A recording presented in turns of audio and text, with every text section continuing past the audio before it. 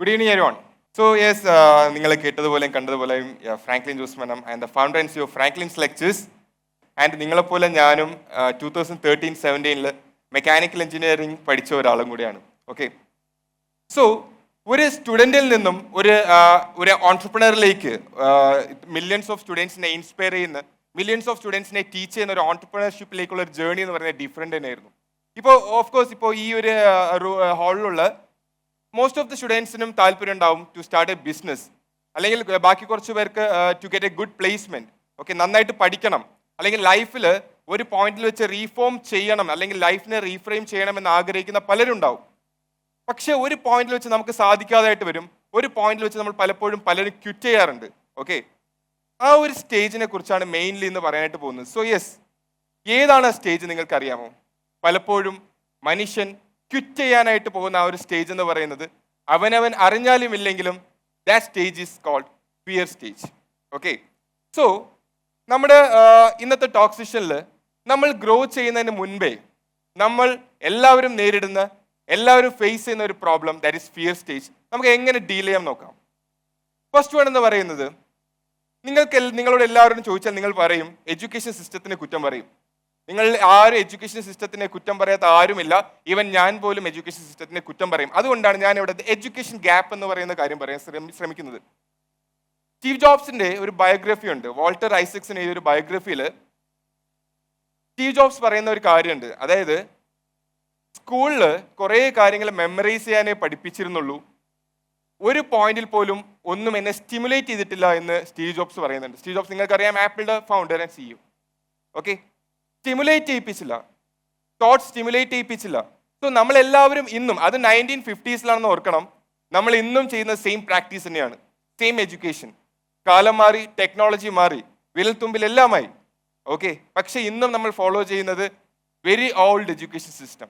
Okay, so അന്ന് തന്നെ outdated ആയിട്ടുള്ള സിസ്റ്റം നമ്മൾ ഇന്നും പ്രാക്ടീസ് ചെയ്യുന്ന സമയത്ത് നമ്മുടെ സ്കൂൾസിലായിക്കോട്ടെ, കോളേജസിലായിക്കോട്ടെ, നമ്മുടെ ടീച്ചേഴ്സ് അല്ലെങ്കിൽ നമ്മുടെ പാരൻസ് എല്ലാവരും നമ്മളെ ഫോഴ്സ് ചെയ്യുന്നത് എന്തിനായിരിക്കും?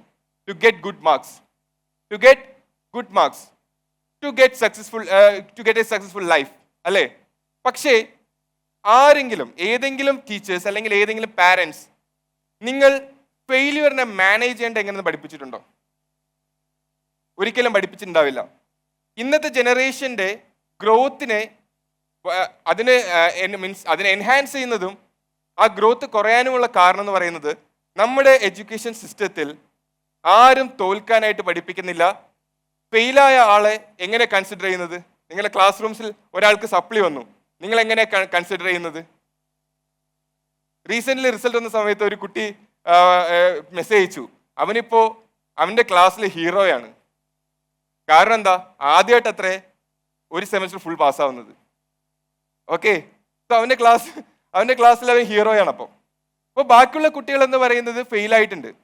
സോ ഈ ഫെയിലിൽ ഡിപ്രഷൻ അടിച്ചിരിക്കുന്ന സമയത്ത് ഈ ഡിപ്രഷൻ അല്ലെങ്കിൽ ഈ ഒരു ഫെയിലുവർ അല്ലെങ്കിൽ ഈ ഒരു മൊമെന്റ് എങ്ങനെ നമുക്ക് മറികടക്കാമെന്ന് ആരും പറഞ്ഞു തന്നിട്ടില്ല. പലപ്പോഴും നമ്മളും അതിന് ശ്രമിക്കില്ല. അതിന് വലിയൊരു കാരണമുണ്ട്. അത് നമ്മുടെ ബ്രെയിൻ തന്നെയാണ്, ബയോളജി, പ്യുവർ ബയോളജി. ഞാൻ നിങ്ങൾക്ക് പറഞ്ഞുതരാം. ഓക്കെ, സോ എല്ലാ സ്കൂളിലും പഠിപ്പിക്കേണ്ട എന്താണെന്ന് വെച്ച് കഴിഞ്ഞാൽ ആദ്യം എങ്ങനെയാണ് ഫെയിലുവേഴ്സിനെ മാനേജ് ചെയ്യേണ്ടത്, എങ്ങനെ സക്സസിനെ മാനേജ് ചെയ്യണം, എങ്ങനെ നമുക്ക് നന്നായി ഫെയിൽ ആവാം.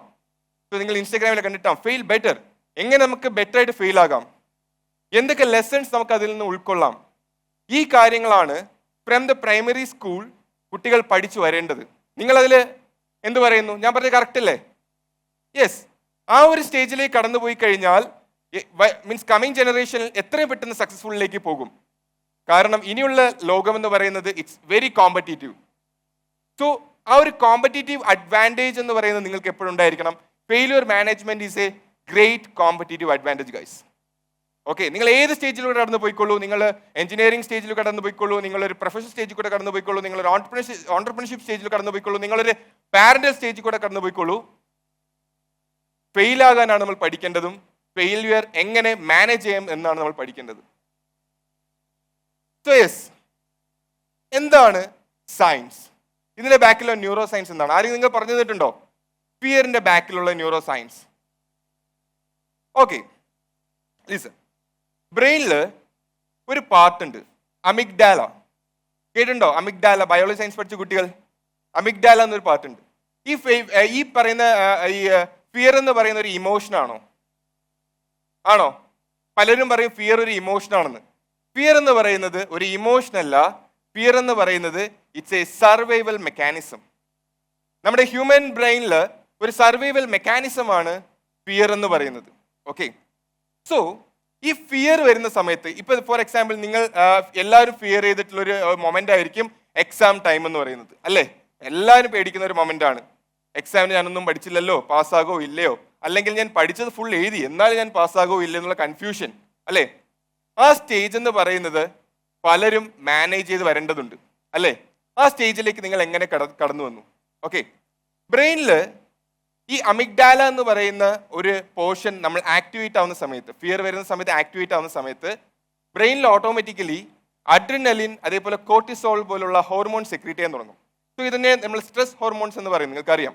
ഓക്കെ, ഈ ഹോർമോൺസ് നമ്മൾ ക്രിയേറ്റ് ആവുന്ന സമയത്ത് ഈ ബ്രെയിനിൽ 2 ടൈപ്പ് ഓഫ് പ്രോസസ്സ് നടക്കും. ഒരു പ്രോസസ്സ് എന്ന് പറയുന്നത് സർവൈവൽ പ്രോസസ്സും മറ്റൊന്നെന്ന് പറയുന്നത് തിങ്കിങ് പ്രോസസ്സും. സോ ഏതൊരു നിങ്ങൾ പേടിച്ച ഒരു അവസ്ഥ നിങ്ങൾ ജസ്റ്റ് ഒന്ന് റിവൈൻഡ് ചെയ്ത് നോക്കൂ, നിങ്ങളുടെ മനസ്സിൽ തന്നെ റിവൈൻഡ് ചെയ്ത് നോക്കൂ. നിങ്ങളുടെ ബ്രെയിനിൽ അപ്പോൾ സർവൈവൽ സിസ്റ്റം ആണോ ആക്ടിവേറ്റ് ആയത്, തിങ്കിങ് സിസ്റ്റം ആണോ ആക്ടിവേറ്റ് ആയത്? ഓഫ് കോഴ്സ് പലരുടെയും ബ്രെയിനിൽ ആദ്യം ആക്ടിവേറ്റ് ആവുന്നത് സർവൈവൽ സിസ്റ്റം ആയിരിക്കും. ഈ സർവൈവൽ സിസ്റ്റം വരുന്ന ആക്ടിവേറ്റ് ആവുന്ന സമയത്ത് ഓട്ടോമാറ്റിക്കലി തിങ്കിങ് ഷട്ട് ഡൗൺ ആവും. ഓക്കെ, കാരണം ഈ തിങ്കിങ് എന്ന് പറയുന്നത് എൻഹാൻസ് ചെയ്യുന്നത് പ്രീ ഫ്രോണ്ടൽ കോർട്ടക്സിലാണ് ബ്രെയിനിന്റെ. ഓക്കെ, അപ്പോൾ ആക്ച്വലി ആ ഒരു ഏരിയ ഷട്ട് ഡൗൺ ആവുകയാണ്. അപ്പോൾ നമ്മൾ ഏതൊരു സിറ്റുവേഷനിലും, ഓക്കെ, ഏതൊരു സിറ്റുവേഷനിലും അതിപ്പോൾ പേടിക്കേണ്ട സിറ്റുവേഷൻ ആയാലും ഹാപ്പിനെസ് വരേണ്ട സിറ്റുവേഷനിലായാലും നമ്മൾ ഏത് പ്രോസസ്സാണ് നമ്മുടെ ബ്രെയിനിൽ നടക്കേണ്ടത് എന്ന് നമ്മൾ തീരുമാനിക്കണം. സർവൈവൽ ആണോ അതോ തിങ്കിങ് ആണോ? സർവൈവൽ സിസ്റ്റം ആക്ടിവേറ്റ് ആവുന്ന സമയത്ത് തിങ്കിങ് സ്ലോ ഡൗൺ ആവുന്നു, നമ്മൾ സെൽഫ് ഡൗട്ട് അടിക്കാൻ തുടങ്ങും, നമ്മൾ ചെയ്യുന്നത് കറക്റ്റ് ആണോ എന്ന് തോന്നാൻ തുടങ്ങും, നമ്മൾ ഭയങ്കര ആൻഷ്യസ് ആയി പോവും. ഓക്കെ, നമുക്ക് കംപ്ലീറ്റ്ലി അൺസർട്ടനിറ്റീസ് ആയിരിക്കും. പക്ഷേ ആ ഒരു സമയത്തും നമ്മൾ എന്താ ചെയ്യേണ്ടത്?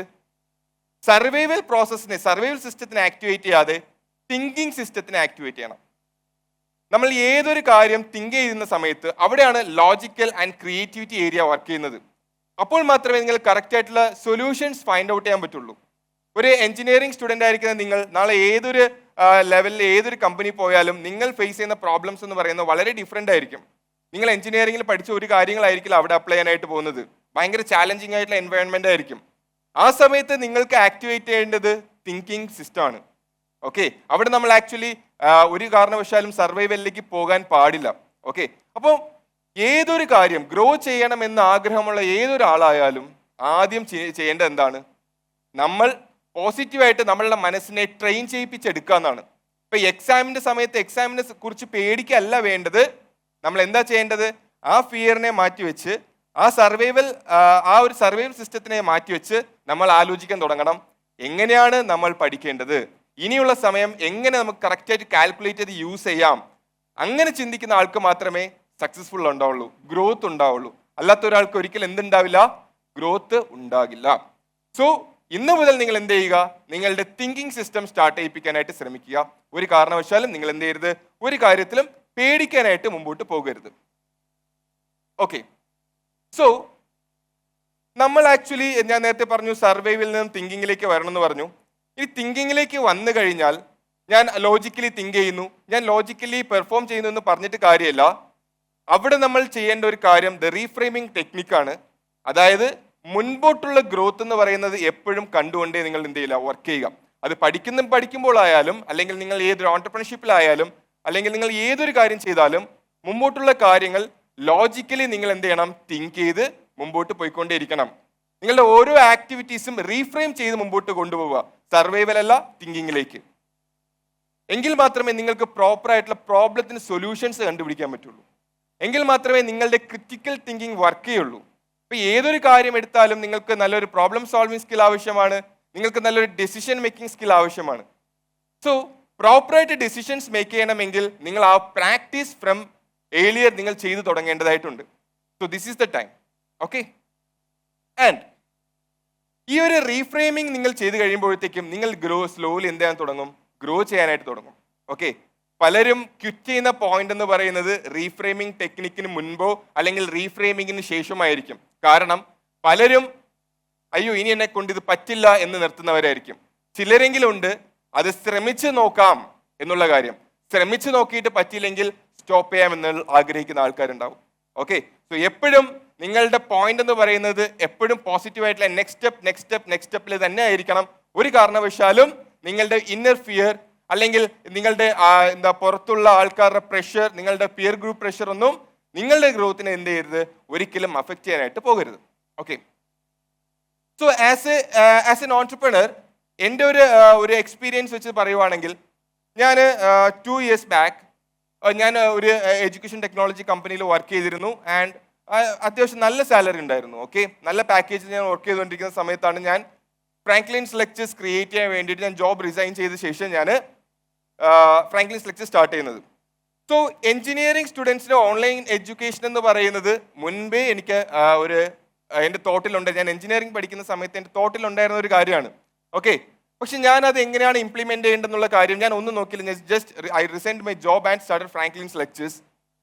ഞാൻ ആദ്യം എൻ്റെ എൻ്റെ ഫ്ലാറ്റിലെ ഒരു റൂമിൽ ഒരു സ്റ്റുഡിയോയിലാണ് സ്റ്റാർട്ട് ചെയ്തത്.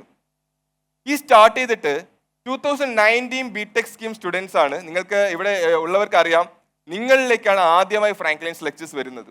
ഓക്കെ, സോ ഞാൻ 4 സബ്ജക്ട്, അതായത് engineering, graphics engineering, mechanics engineering, physics and basic mechanical engineering, ഈ 4 സബ്ജക്ട് ഞാൻ എന്ത് ചെയ്തു, യൂട്യൂബിൽ ഞാൻ ലെക്ചർ കൊടുത്തു. ആ സമയത്ത് ഒരുപാട് കുട്ടികൾ എൻക്വയറീസ് ആയിട്ട് വന്നു, നമുക്ക് ബാക്കിയുള്ള സബ്ജക്ട്സും കൂടെ പഠിപ്പിച്ചു തരുമോ സാർ എന്ന് പറഞ്ഞിട്ട്. അങ്ങനെയാണ് നിങ്ങളുടെ ആവശ്യപ്രകാരം ഫ്രാങ്ക്ലിൻസ് ലെക്ചേഴ്സ് ഒരു ബാച്ച് ആയിട്ട് ഓപ്പൺ ചെയ്യുന്നത്. സോ എല്ലാവരുടെ ലൈഫിലും വരുന്ന ഒരു പോയിന്റ് പോലെ ഞാനും എത്തി. അതായത് ഇപ്പോൾ ഞാൻ ജോബ് റിസൈൻ ചെയ്തു, I am nothing, I am zero. Okay, so അന്ന് വൈകുന്നേരമായിരുന്നു നമ്മുടെ ബാച്ചിന്റെ ഫസ്റ്റ് ലോഞ്ച് എന്ന് പറയുന്നത്. ആ ലോഞ്ച് ചെയ്യുന്ന മുൻപേ എൻ്റെ മനസ്സിൽ 3 ചോദ്യങ്ങൾ ഉണ്ടായിരുന്നു. ഒന്ന്, ഞാൻ എത്രമാത്രം ക്യൂരിയസ് ആണ്. എൻ്റെ മുൻപിൽ ഉണ്ടായിരുന്ന 3 ചോദ്യങ്ങൾ. കാരണം ഫസ്റ്റ് ബാച്ചാണ്, ആ ബാച്ച് ലോഞ്ച് ചെയ്യാൻ പോകുന്ന യൂട്യൂബിൽ, അത് എന്താകുമെന്നൊന്നും അറിയില്ല, അത് സക്സസ് ആവോ ഫെയിലിയറോ അഡ്മിഷൻ എടുക്കോ അതൊന്നും അറിയില്ല. Okay, empty. അപ്പോൾ ഞാൻ എത്രത്തോളം ക്യൂരിയസ് ആണ്, ഞാൻ എത്രത്തോളം ആൻഷ്യസ് ആണ്. ഒരു സ്റ്റുഡൻറ് പോലും വന്നില്ലെങ്കിൽ ഞാൻ എന്തടുത്ത് ചെയ്യണം.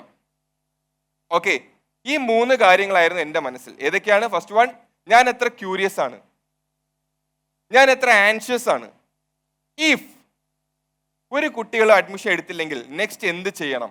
ഓക്കെ, ഈ 3 ചോദ്യങ്ങൾ ഉണ്ടായിരുന്നത് കൊണ്ടാണ് നെക്സ്റ്റ് ലെവലിനെ കുറിച്ച് എനിക്ക് ചിന്തിക്കാനായിട്ട് പറ്റുന്നത്. ഇനി നേരെ ഇതിന്റെ റിവേഴ്സ് ആലോചിച്ച് നോക്കിക്കേ, ഇത് വല്ലതൊക്കെ നടക്കോ, കുട്ടികൾ ആരെങ്കിലും വരുമോ, ഇത് വേണോ, വേറെന്തെങ്കിലും നോക്കിയാലോ, അങ്ങനെ ചിന്തിച്ചിരുന്നെങ്കിലോ. ഓക്കെ, സോ ഇതേ പോയിന്റിൽ നിങ്ങൾ എല്ലാവരും എത്തും. ഇതേപോലത്തെ ഒരു വളരെ ക്രിട്ടിക്കൽ ആയിട്ടുള്ള പോയിന്റിൽ നിങ്ങൾ എല്ലാവരും എത്തും. ഓക്കെ, ആ പോയിന്റിൽ നിങ്ങൾ എന്ത് ചെയ്യുക, വൈസ്ലി നിങ്ങളുടെ ഡെസിഷൻസ് മേക്ക് ചെയ്യുക. ഓക്കെ, എപ്പോഴും നിങ്ങൾ മുൻപോട്ട് കാണേണ്ടത് എന്താണ്? ഗ്രോത്ത് ആണ്. ഓക്കെ, സോ എപ്പോഴും ഓൾവേസ് തിങ്ക് ചെയ്തുകൊണ്ടേ ഇരിക്കുക. പലരും എസ്പെഷ്യലി ഓൺടർപ്രണേഴ്സ്, ഇപ്പൊ നോർമൽ ആയിട്ടുള്ള ആൾക്കാരാണെങ്കിൽ പ്രോബ്ലം ഇല്ല. ഇപ്പൊ കാരണം അവർ ഗ്രാജുവേഷൻ കഴിഞ്ഞ് കഴിഞ്ഞാൽ നല്ലൊരു കമ്പനിയിൽ വർക്ക് ചെയ്യുന്നു, ദെൻ നന്നായിട്ട് പെർഫോം ചെയ്യുന്നു, ദെൻ നല്ലൊരു ഓപ്പർച്യൂണിറ്റി വേറെ കിട്ടി, ദെൻ അങ്ങോട്ടേക്ക് പോകുന്നു. പക്ഷേ അവർക്ക് വലിയ പ്രോബ്ലം ഉണ്ടാവില്ല. പക്ഷെ സെൽഫായിട്ട് നിങ്ങൾ ഡെവലപ്പായി മാറണം, അല്ലെങ്കിൽ നിങ്ങളൊരു കണ്ടന്റ് ക്രിയേറ്റർ ആകണം. പലപ്പോഴും കണ്ടന്റ് ക്രിയേറ്റേഴ്സ് ഫേസ് ചെയ്യുന്ന ഒരു ഇഷ്യൂ ഉണ്ട്. എന്താണ് കണ്ടന്റ് ക്രിയേറ്റേഴ്സ് ഫേസ് ചെയ്യുന്ന ഇഷ്യൂ? അവർ കുറേ വീഡിയോസ് ഒക്കെ എടുത്തിടും, പക്ഷെ ആദ്യം ലൈക്കൊന്നും കിട്ടില്ല, അല്ലേ? അതിന് ഷെയർ ഒന്നും ഉണ്ടാവില്ല. അപ്പോൾ ആരും കാണുന്നില്ല എന്ന് പറഞ്ഞ് സ്റ്റോപ്പ് ചെയ്യും. ചില കണ്ടന്റ് ക്രിയേറ്റേഴ്സ് എന്ത് ചെയ്യും? എന്തായാലും ഇട്ടുകൊണ്ടേയിരിക്കും, ആരെങ്കിലും കളിയാക്കിയാലും ഇട്ടുകൊണ്ടേയിരിക്കും. അവരെന്ത് ചെയ്യുന്നു? അവസാനം അവർക്ക് അവർ ഡിസേർവ് ചെയ്യുന്ന പൊസിഷൻ എന്തായാലും കിട്ടും. സോ അത് തന്നെയാണ് എല്ലാ കാര്യത്തിലും. നിങ്ങളൊരു ജോബിന് പോയാലും ആൻഡ് നിങ്ങളൊരു ഓൺട്രപ്രണർ ആയാലും, ഓൺട്രപ്രണർഷിപ്പിലേക്ക് വരുന്ന കുട്ടികൾ എല്ലാവരും ശ്രദ്ധിക്കുക. നിങ്ങൾ എല്ലാവരും മനസ്സിലാക്കിയിരിക്കേണ്ട ഒരു പ്രധാനപ്പെട്ട കാര്യമാണ് ഇത്, ഫിയർ. നിങ്ങൾ ഫിയറിനെ മാനേജ് ചെയ്യാൻ പഠിക്കുക, നിങ്ങൾ ഫെയിലിയറിനെ മാനേജ് ചെയ്യാൻ പഠിക്കുക. ഓക്കെ, നോർമൽ സ്റ്റുഡൻസ് ആയാലും ഓൺട്രപ്രണേഴ്സ് എസ്പെഷ്യലി, കാരണം you are going to fail. Okay, you are going to become self doubt. Okay, നിങ്ങൾ പല സ്റ്റേജിലൂടെ നിങ്ങൾ കടന്നു പോകും. ഓക്കെ, എല്ലാവരും നിങ്ങളെ ഡൗട്ട് ചെയ്യുന്ന ഒരു കാലം വരും. Okay, so it's your responsibility to take over all these hurdles. Okay, so എല്ലാവരും ഇന്ന് മുതൽ നിങ്ങളുടെ ഡിസിഷൻ മേക്കിങ്ങിൽ ഈ കാര്യം എപ്പോഴും ശ്രദ്ധിക്കുക. നിങ്ങളെ ഇൻഫ്ലുവൻസ് ചെയ്യുന്നത് ഫിയർ ആണോ, നിങ്ങളെ ഇൻഫ്ലുവൻസ് ചെയ്യുന്നത് ഗ്രോത്ത് ആണോ? നിങ്ങൾക്ക് എന്ത് വേണം എന്ന് നിങ്ങൾ മനസ്സിലാക്കുക. ഒരു ലോഞ്ചിൽ ഒരു കുട്ടികൾ അഡ്മിഷൻ എടുക്കുമോ എന്നുള്ള രീതിയിൽ ഞാൻ ഇരുന്ന സമയത്തും ഓൺടർപ്രണർഷിപ്പിലേക്ക് മുൻപോട്ട് പോകുന്ന സമയത്ത് റോഡ് ബ്ലോക്സ് വന്ന സമയത്തും ഡിസിഷൻ മേക്കിംഗ് എന്ന് പറയുന്നത് വളരെ ഇമ്പോർട്ടൻ്റ് ഫാക്ടർ ആയിരുന്നു. ഓക്കെ, സോ ആ ഒരു ഡിസിഷൻ മേക്കിംഗ് നിങ്ങളും എന്ത് ചെയ്യുക, ലോജിക്കലി അപ്രോച്ച് ചെയ്യുക. ഓരോ ഓൺടർപ്രണേഴ്സും ബെറ്റർ ഓൺടർപ്രണേഴ്സ് ഇവിടെ നിന്നും ഈ ഹാളിൽ നിന്നും വരട്ടെ. അതുപോലെ തന്നെ നിങ്ങളുടെ ഫിയറിനെ നിങ്ങൾ മാനേജ് ചെയ്ത് കഴിഞ്ഞാൽ ഈസി ആയിട്ട് നിങ്ങൾക്ക് പഠിക്കാനും പറ്റും. ഇപ്പോൾ ഈ ഒരു ഹാളിൽ തന്നെ ഒരുപാട് പേര് സപ്ലി ഉള്ളവരുണ്ടാവും. പലരും ചിലപ്പോൾ ബിടെക് ഡ്രോപ്പ് ചെയ്യാനായിട്ട് ഉദ്ദേശിക്കുന്ന ആൾക്കാരായിരിക്കും. നിങ്ങളോട് ഞാൻ എസ്പെഷ്യലി പറയുന്നു, ഡോണ്ട് ക്വിറ്റ്. നിങ്ങൾ എവിടെയെങ്കിലും നിങ്ങൾ ക്വിറ്റ് ചെയ്യാനായിട്ട് നിങ്ങൾ പോയിട്ടുണ്ടെന്നുണ്ടെങ്കിൽ ലൈഫ് ലോങ് നിങ്ങൾ ക്വിറ്റ് ചെയ്തുകൊണ്ടേയിരിക്കും. നിങ്ങൾ ഒരു പോയിന്റിലെങ്കിലും നിങ്ങൾ എന്തുകൊണ്ട് ക്വിറ്റ് ചെയ്തു, അപ്പോൾ നിങ്ങൾ ആലോചിക്കുക നിങ്ങൾ എന്തുകൊണ്ട് തുടങ്ങിയെന്ന്. ഓക്കെ, സോ നിങ്ങൾ സ്റ്റാർട്ട് ചെയ്ത് എന്തിനാണോ ആ ഒരു കാര്യം അക്കംപ്ലിഷ് ചെയ്യുക. അതിന് ബ്ലോക്ക് ആയിട്ടുള്ള എല്ലാ പേടികളും നിങ്ങൾ മാറ്റുക, മുൻപോട്ട് പോയിക്കൊണ്ടേയിരിക്കുക. ഫിയറിനെ മാത്രം നിങ്ങൾ ഹൈലൈറ്റ് ചെയ്ത് മുമ്പോട്ട് പോയി കഴിഞ്ഞാൽ നിങ്ങൾക്ക് ഗ്രോ ചെയ്യാനായിട്ട് കഴിയില്ല, ഒരു പൊടിക്ക് പോലും കഴിയില്ല. Okay, clear? ഇതാണ് എനിക്ക് നിങ്ങളോട് പറയേണ്ട last message. The next time you feel it, don't step back, because that feeling is the closest you have ever been to growing. Thank you.